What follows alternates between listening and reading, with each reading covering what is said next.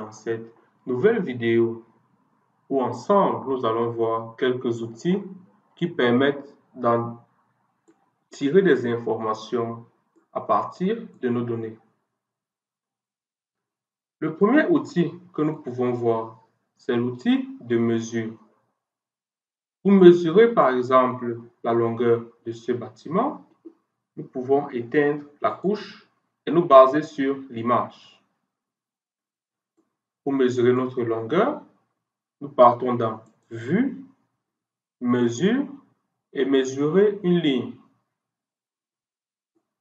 Ensuite, nous venons, nous identifions par exemple le coin inférieur et le coin supérieur. Quand c'est terminé, nous faisons tout simplement clic droit. Là, nous ne sommes pas très précis, mais ça nous dit que notre bâtiment a une longueur de 16,72 unités de carte. Nous pouvons changer pour mettre cette unité, par exemple, en mètres. Et il nous dit que ça a une longueur de 16,72 mètres. Nous pouvons refaire cela pour un autre élément, par exemple en venant Vue, Mesure et mesurer une aire. Nous faisons par exemple mesurer l'air à ce niveau, nous sélectionnons tout simplement Nouveau et nous sélectionnons l'air qui nous intéresse.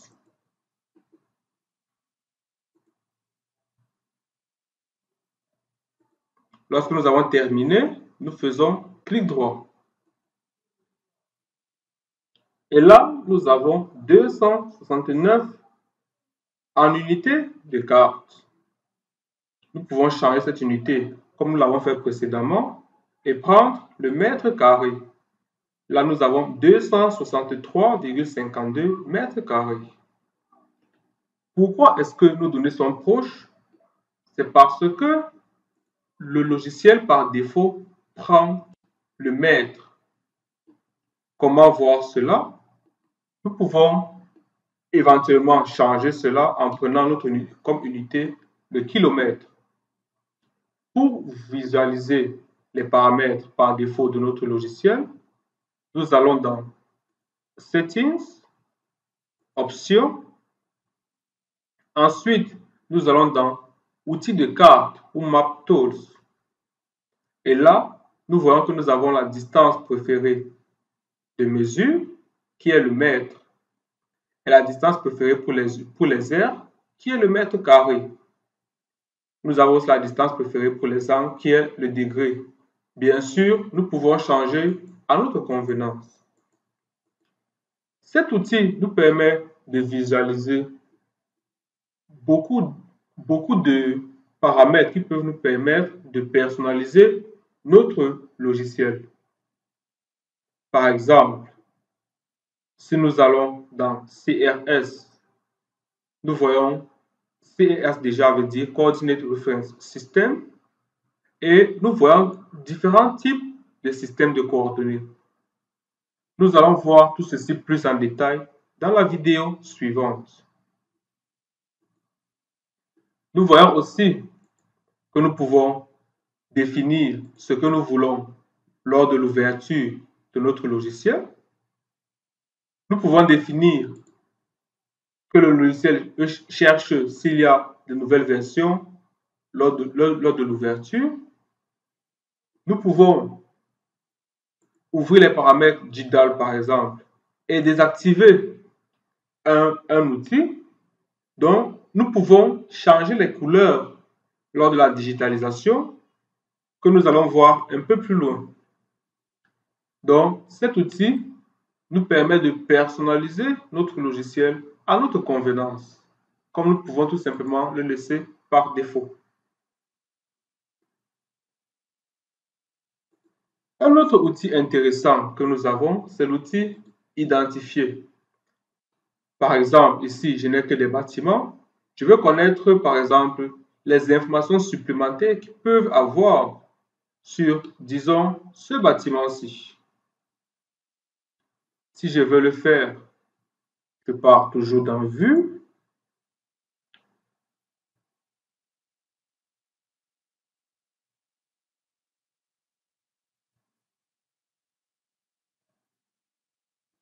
Et je pars dans Identify Features. Lorsque je le fais, mon curseur a changé et on voit un petit i comme information. Si je clique maintenant sur ma couche,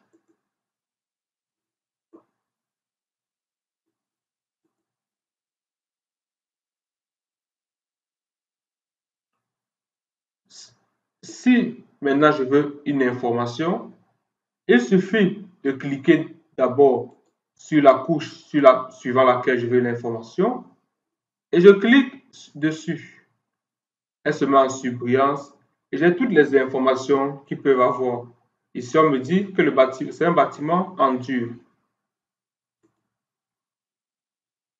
Je peux changer, par exemple, et cliquer sur tronçon. Et si je clique sur ce tronçon-ci, il se met en surbrillance et j'ai les informations. Bien sûr, si je clique sur un autre tronçon, ces informations vont changer. Si je clique sur un point, je n'aurai pas de résultat. Je n'aurai le résultat que du tronçon.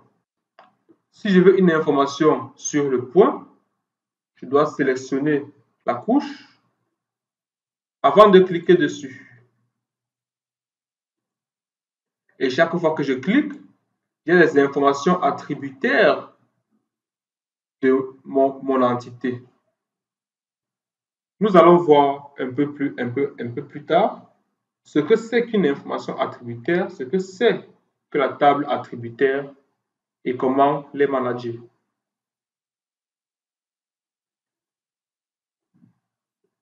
Nous avons aussi des outils de zoom que nous pouvons voir ici. Pour naviguer, nous pouvons utiliser le pan qui permet de naviguer facilement dans le logiciel. Si nous voulons zoomer sur une zone qui nous intéresse, nous pouvons cliquer sur cette loupe avec le plus à l'intérieur et choisir la zone.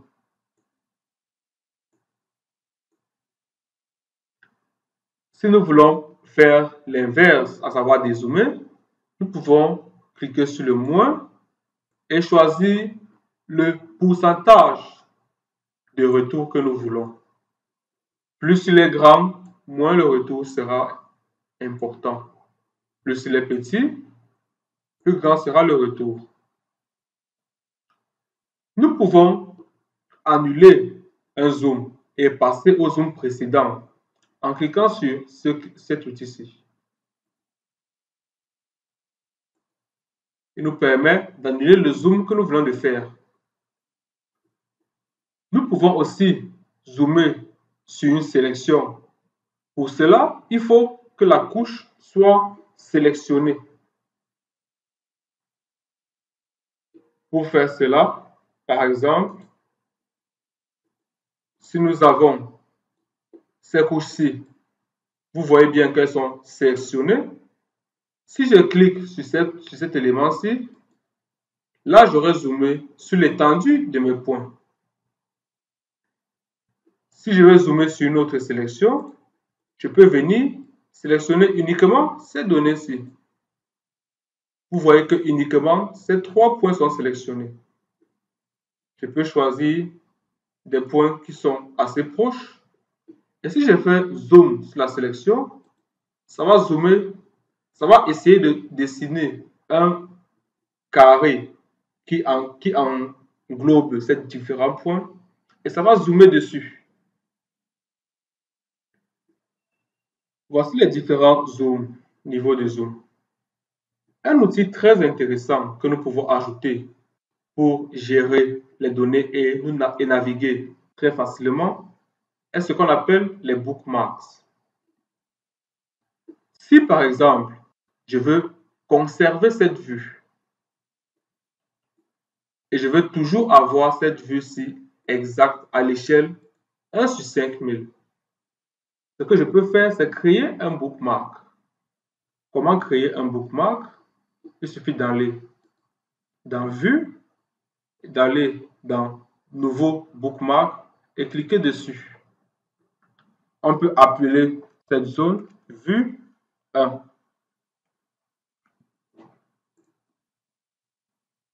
Ceci a quel avantage? Quel que soit le lieu où je suis, si je veux rentrer à la vue 1, il me suffira de double-cliquer dessus. Et vous voyez que je serai toujours à ma couche avec l'échelle exacte de 1 sur 5000. Ceci peut être intéressant lorsque nous produisons les cartes. Il peut aussi être intéressant si nous avons une image en fond qu'il met un certain temps pour charger. Les bookmarks nous permettent de naviguer facilement sans trop naviguer tout au long de notre raster. Merci d'avoir suivi cette vidéo et à tout de suite pour la vidéo portant sur les systèmes de coordonnées. Vive le SIG!